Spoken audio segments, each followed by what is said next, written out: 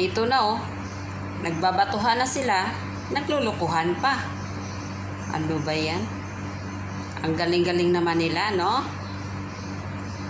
Pero mabuti si Senator Bato.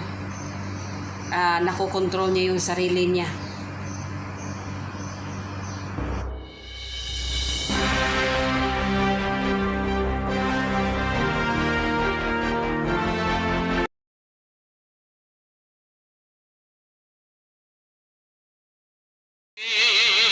Pilipinas kong mahal ang puso ko at buhay man sa iyo'y ibigay tungkulin kong gagampanan nanalikan balilingkuran pameloy amoy papantayan. Tatanungin kita uli, sino nag-utos na isakay si dating Pangulong Duterte sa eroplano? Sagutin mo ako ng tama. Mr. Calvo, may memo po kasi akong natanggap na may signature, pero wala pong pangalan. Baka po si Anonymous? Niloloko mo ako, Rimula. Huwag mo ako tawaging kalbo. Tatanungin kita uli, sino nag-utos na isakay si Digong sa eroplano? Sumagot ka. Senator Calvo Este de la Rosa, tanungin mo si PNP de la Torre. Siya po nakakaalam, hindi ho ako. Bali nakisakay lang ako sa bus. De la Torre, sabi ni Justice Chief Rimula, may alam ka daw sa pagkaaresto at sino naghikayat na isakay sa eroplano si Pangulong Duterte. Sa pagkakaalam ko kusa lang sumakay sa eroplano si dating Pangulong Duterte. Sinabihan ko kasi may Coca-Cola sa eroplano. Ayun, sumakay. Alam mo, General De La Torre, di pa ako nakabastrok ng kamukha ni Diwata. Baka ma-first time kita, umayos ka diyan kung tinatanong kita. Huwag na tayo maglukuhan dito, De La Torre. Kitang-kita pa sa sinag ng araw yung ginawa mo sa ating dating Pangulo. Gusto mo pa nga siya hilahin. Tatanungin kita uli, sino nag-utos sa'yo na isakay si Digong sa eroplano? Kung di mo ako sagutin ng tama, papalitan ko yung Star General mo ng buwan. Mr. Senator, sumusunod lang po ako sa utos. Si PNP Chief Marbil po nag-utos, pinangakuan kasi ako na ipopromote, kaya ginawa ko ang di ka nais-nais. PNP Chief Marbil, ikaw na naman itinuro ni De La Torre. Totoo ba na ikaw nag-utos? Mr. Senator, lahat ng kilos ni PNP de la Torre is under my jurisdiction, pero hindi ako nag-utos sa Diwata na yan, yung PCTC. Sabi ni Diwata, ikaw daw nag-utos, kakasabi lang kanina, di mo mabibilog ulo ko. Ano, totoo ba ikaw nag-order sa pag-aresto kay PPRD? Oo, ako nag-utos kay de la Torre kasi under siya sa mandate ko, pero yung PCTC po, yung nag-utos sa akin, andyan sa sakanan mo, tahimik lang. Sumusunod lang din ako sa utos, yung PCTC, siya po nag-order. PCTC Group, sabi ni PNP Chief Marbil, ikaw daw ang may pakana ng lahat ng ito. Totoo po ba ikaw yung may order? Ano ba ka mo? Anong order ko daw? Oo, ako yung may order. Ang tagal dumating ng food panda na in-order ko. Kanina pa ako nagugutom sa hearing na to. Bilas, parang naligaw ho kayo. Ang tanong ko, ikaw ba ang may order sa pagpadala kay PRRD sa Hague? Ay, akala ko ho pagkain na order. Pasensya na.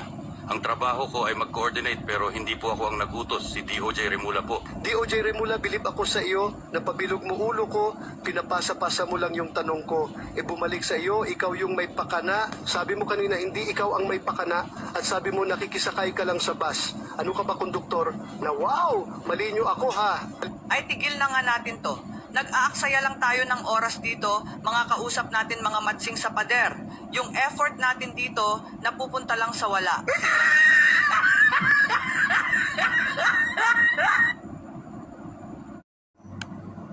Natin si Rodrigo Roa Duterte sa dayuhan na para bang wala siyang sariling bayan. Since when did the Philippines become a province of the Hague? As far as we are concerned, we're no longer members of the ICC. And as non-members, can we possibly fall under the jurisdiction of the ICC? Yes, ma'am, okay. Because we, under the...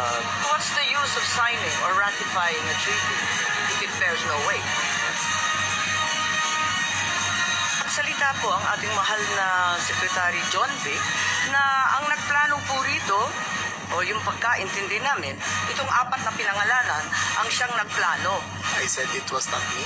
There were other people in the room, but we did not discuss any plans of any arrest. Oh, really, huh?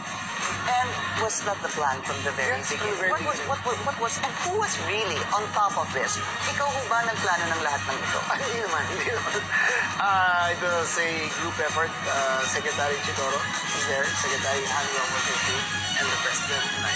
Sinabi ninyo na hindi kayo mag-isa na nagplano, kundi isang There was no grupo. planning, ma'am. Pero yun ang sabi eh. I said, hindi ako nagplano. Marami May kami- isang grupo na Ang- nagplano. We were all talking about a rumor, ma'am. And that was all. Rumor lang yon. Yes, ma'am. Group effort ang sabi mo eh. Pero para lamang sa kaprasong chismis, magtitipon-tipon pa yung mga sekretary ng kabinete. Nakakatuwa naman. Call it what you may, ma'am.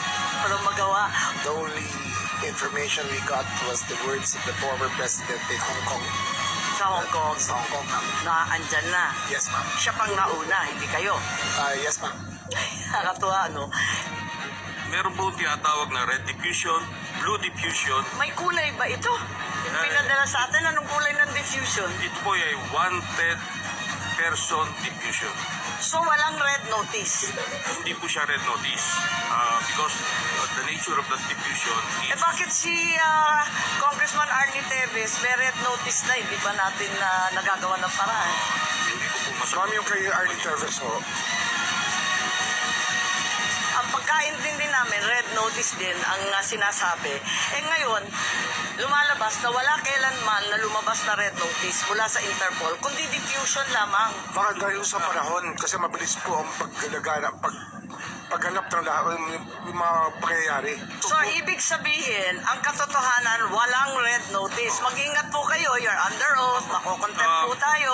Was this warrant presented to PRRD at the time he was arrested? Pwede bang may sumagot?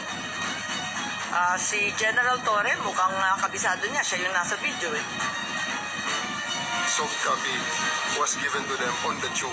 Ikaw naman Yes, ma'am. pumasa ng Miranda rights, hindi man lang yung prosecutor. Tinikoberan mo na yung papel ng DOJ, kaya sumagot ka ngayon.